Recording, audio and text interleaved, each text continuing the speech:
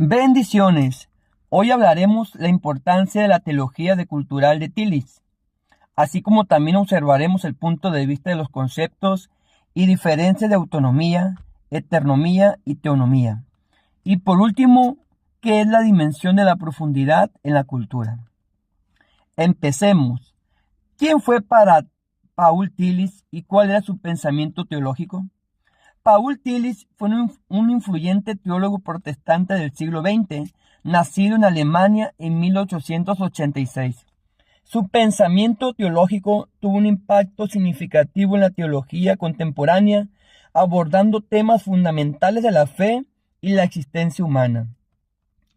En su obra, Tillich buscó integrar la teología con la filosofía y la psicología, ofreciendo una perspectiva indisciplinaria sobre la fe y la experiencia religiosa. Tenemos la primera pregunta. ¿Qué es la cultura? La cultura, desde el punto de vista de Paul Tillich, se define como la expresión externa de las preocupaciones más profundas y existenciales del ser humano. Tillich sostiene que la cultura es una forma de expresión de la religión y que la religión es la sustancia o significado de la cultura. Esta relación implica que la cultura debe manifestar la religión como su sustancia, es decir, en la situación de la teonomía. Tillich argumenta que la cultura es un fenómeno temporal y cambiante, pero está influenciada por el eterno, que se refiere a los valores y principios universales. Ejemplos en la cultura. A través de la arquitectura, la pintura, la literatura o la ciencia, se puede percibir la dimensión de la profundidad.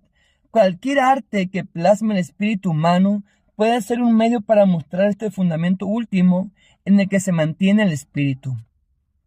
Vamos a explicar las diferencias entre autonomía, heteronomía y teonomía.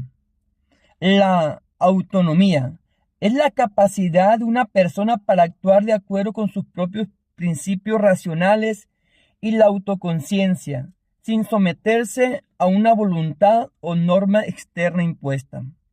Implica una voluntad propia y la posibilidad de determinarse uno mismo, lo que conduce a una verdadera libertad y a la afirmación de la individualidad.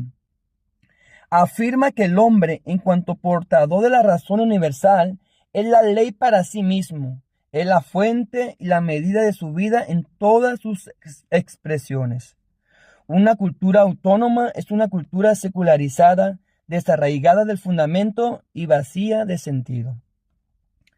La heteronomía es la condición en la que una persona sigue normas y valores que le son impuestos desde afuera, como por la religión, la política, las costumbres sociales o la autoridad parental. Se opone a la autonomía y representa una sumisión a las leyes de otros, lo que puede amenazar la libertad y la individualidad.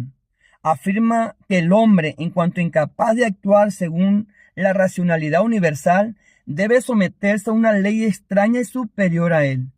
Este tipo de cultura si se somete a instancias eclesiásticas o políticas. Teonomía representa una síntesis entre la autonomía y la heteronomía. Es una condición cultural y espiritual donde existe una armonía entre la libertad individual y las normas o valores que provienen de un poder superior o de la comunidad. Permite una vida ética que integra la autodeterminación individual con las estructuras y exigencias de la vida comunitaria, evitando tanto la anarquía, que es la autonomía total, como la opresión, que es la heteronomía total. Afirma que el hombre está bajo una ley superior que, sin embargo, no les extraña. En este caso, la ley superior es al mismo tiempo la ley más profunda del hombre. Radica en este terreno divino que es el terreno propio del hombre. La ley de la vida trasciende al hombre, aún siendo contemporáneamente su propia ley. La dimensión de la propiedad de la cultura según Paul Tillich. Se refiere a la profundidad religiosa o espiritual implícita en todas las expresiones culturales humanas, como el arte, la filosofía y la ciencia. Esta dimensión es la búsqueda y expresión del fundamento último de todo ser, que Tillich identifica con el Dios como fundamento último de la realidad. La cultura, para Tillich, es el medio a través del cual el ser humano experimenta y comunica su relación con lo sagrado, que es esa la dimensión de profundidad. En resumen, la dimensión de la profundidad es la búsqueda inherente en la cultura por lo sagrado y el fundamento de la existencia. Una búsqueda que siempre se refiere a ese, más allá, inobjetivable, que Tillich llama fundamento del ser. Conclusiones.